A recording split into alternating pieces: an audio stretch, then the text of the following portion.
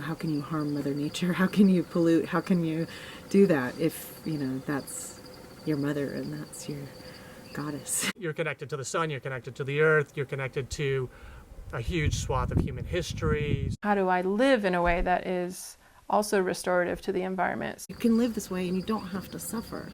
We've been living here at Ampersand for about 2 months now, learning how to live off the grid comfortably, utilizing nature for all of our needs. And when we first arrived, we were expecting it to be a pretty big adjustment, but after the first couple days, we're like, wow, this is really actually quite easy. It's such a simple and natural and enjoyable way to live. Permaculture is about taking responsibility for how we change our environment through our habits as humans, making caring choices and creating site-specific systems for meeting our needs in ways that minimize work and eliminate waste. Here are a few things we learned about living sustainably during our time here at Ampersand.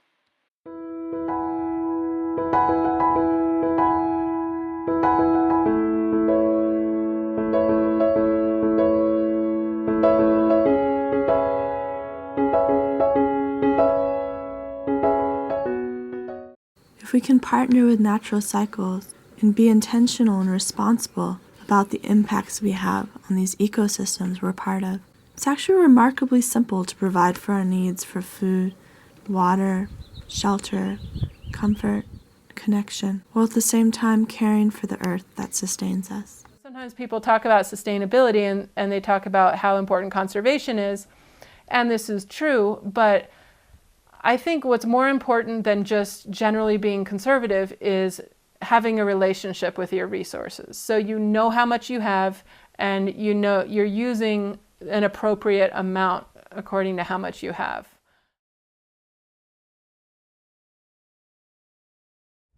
We use the sun for almost all of our cooking.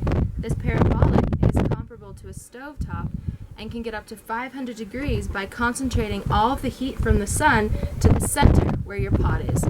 Perfect for bringing things to a boil or stir frying. This solar box oven is like a slow cooker and can get up to 250 degrees by the greenhouse effect that traps the heat inside. You can put your meal in, orient it towards the south, and leave it all day to cook your dinner. Here at Ampersand, we live entirely off of rainwater. Each structure has a rain catchment, gutter, and water cistern system set up to take full advantage of rainfall. 600 gallons of water can be harvested for every inch of rainfall with 1,000 square feet of roof, providing enough water to live off of, including gardening in the high desert.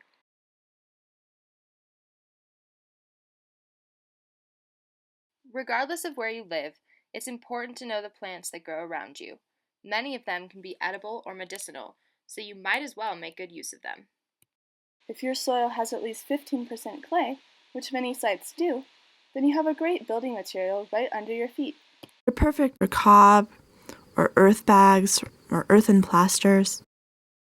When you build your own house, you're tapping into this great history of humans making their own shelter. And it's a big, beautiful, long history. And when you're building with earth, then you get this other component where you are creating this new relationship with the land. You're building with the land itself. There's also an abundance of natural materials and salvage materials around us. If you can see a little more than just trash and brush piles, we've got a wealth of resources to work with. There's so many opportunities for creativity, just having fun with it.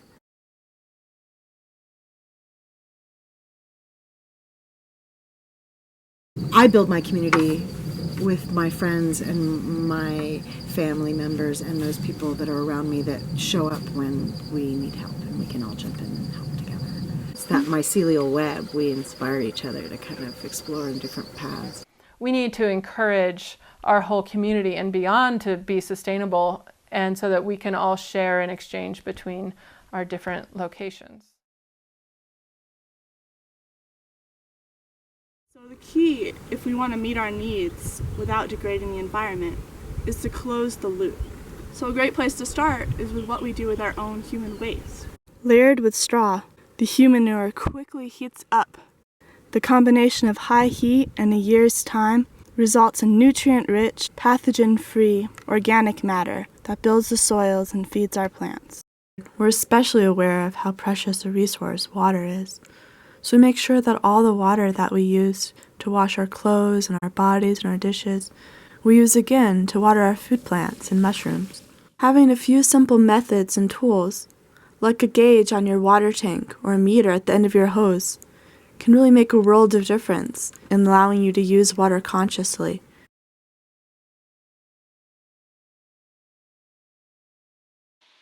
Wind rock dams are a prime example of a slow but powerful solution that works with the natural healing processes of the earth. When the heavy rains come, the rocks slow the flow of the water and silt begins to accumulate, creating a floodplain perfect for revegetation.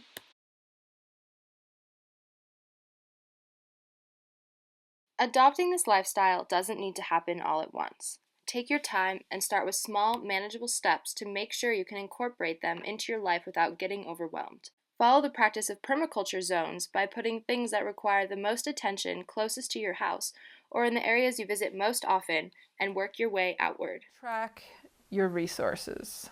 Look at what resources you're using, so what you are consuming, what's coming into your life, and then where your waste is going.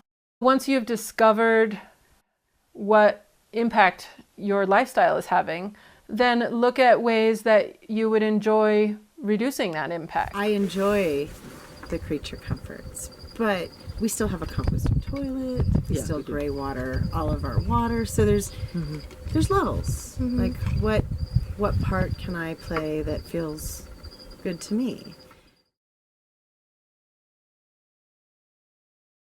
This is really needed work right now to restore ourselves, to restore our relationship with these precious resources and living beings that we are connected with. And for me, I found that my life is so much richer. And, I wouldn't trade my life with anyone because everything is so beautiful. That consciousness, that mindset I think that's what people need. Just even trying to take little pieces and broaden people's minds about what's possible. Take it easy, don't be too hard on yourself, try to roll with the punches, know that things aren't going to go right, know that perfection is the enemy of done.